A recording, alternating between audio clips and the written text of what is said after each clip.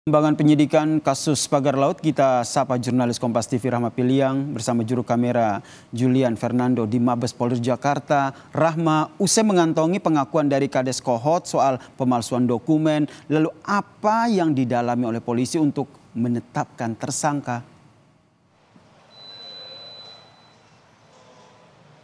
Ya, Yasir dan juga saudara, walaupun dari penyidik ini sudah mengantongi dari pengakuan-pengakuan dari Kades Kohot begitu ya, dan juga alat bukti yang sudah dikumpulkan begitu, namun tidak bisa serta-merta dari penyidik ini untuk menetapkan tersangka. Apalagi untuk langsung menetapkan Kades Kohot ini sebagai tersangka dalam kasus pemalsuan surat penerbitan SHGB yang ada di Laut Tangerang, Banten begitu, Yasir dan juga saudara. Tentunya untuk bagaimana untuk menetapkan tersangkanya, dari penyidik ini akan melakukan dan juga harus ada pembuktian lewat dari keterangan saksi begitu, dan juga alat bukti yang berkaitan, apakah alat bukti yang disita ini berkaitan atau tidak dengan kasus ini, dan juga bagaimana dengan terpenuhinya alat bukti, di mana kita ketahui bahwa beberapa hari yang lalu dari penyidik ini sudah melakukan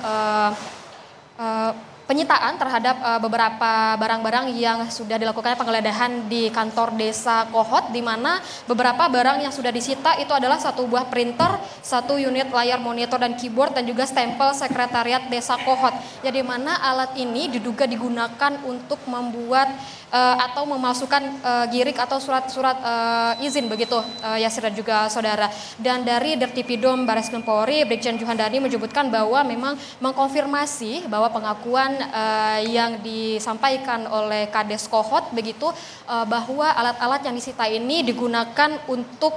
membuat surat izin palsu di lahan pagar laut Tangerang. Dan inilah yang akan diperiksa begitu ya dari penyidik, dan akan didalami baik dengan keterangan saksi, di mana bahwa saksi-saksi yang sudah diperiksa ini totalnya sudah ada 44 orang saksi yang diperiksa, termasuk dari korban-korban begitu, perangkat desa, pemerintahan daerah, termasuk juga ada dari Kementerian ATR BPN yang sudah menjadi saksi begitu. Dan untuk dari status dari 44 orang ini masih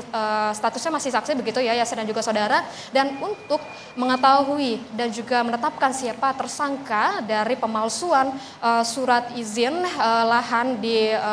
pada polemik pagar laut di Tangerang, Banten ini harus digelar perkarakan dulu, di mana untuk melakukan gelar perkara harus ada terpenuhi bukti-bukti begitu, alat-alat bukti harus dipenuhi, keterangan saksi harus dipenuhi begitu, nanti akan digelar perkarakan dan akan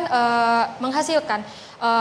pidana ini tersangkanya siapa, dan juga apakah berapa banyak orang tersangkanya begitu. Dan juga kita ketahui bahwa dari pengakuan dan juga keterangan dari Brigjen Juhandani menyebutkan bahwa kalau dari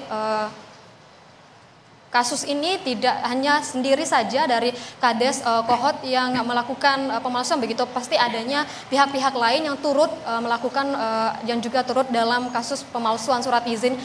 di lahan pagar laut di Tangerang, Banten begitu ya. Dan kita masih menunggu pemeriksaan saksi masih dilakukan begitu, dan juga pemenuhan alat bukti, dan juga bagaimana untuk keterkaitan alat bukti ini didalami oleh penyidik, dan kita akan nantikan siapa tersangkanya, mengingat untuk gelar perkara ini sendiri kemungkinan akan dilakukan pada minggu ini atau minggu depan, Yasir. Terima kasih jurnalis Kompas TV Rahma Piliang atas informasinya mengenai perkembangan penyidikan kasus pagar laut di Tangerang.